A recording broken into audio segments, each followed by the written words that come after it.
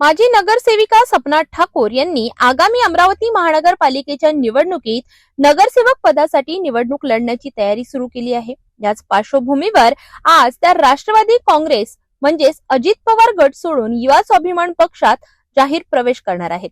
विशेष म्हणजे सपना ठाकूर यांचा राजकीय प्रवास हा युवा स्वाभिमान पक्षातूनच सुरू झाला होता।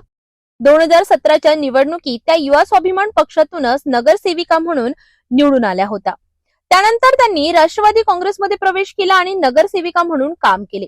मात्र आता पुन्हा एकदा त्या आपल्या मूळ पक्षात म्हणजेच रवी राणा यांच्या नेतृत्वाखालील युवा स्वाभिमान पक्षात परतत आहेत।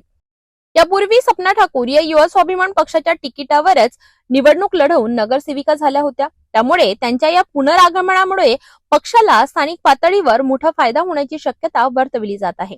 आगामी महापालिका निवडणुकीत या पक्ष प्रवेशाचा त्यांना किती राजकीय फायदा होतो हे निकालानंतरच स्पष्ट होणार असले तरी सध्या तरी या निर्णयामुळे शहरातील राजकारणात खळबळ उडाली आहे।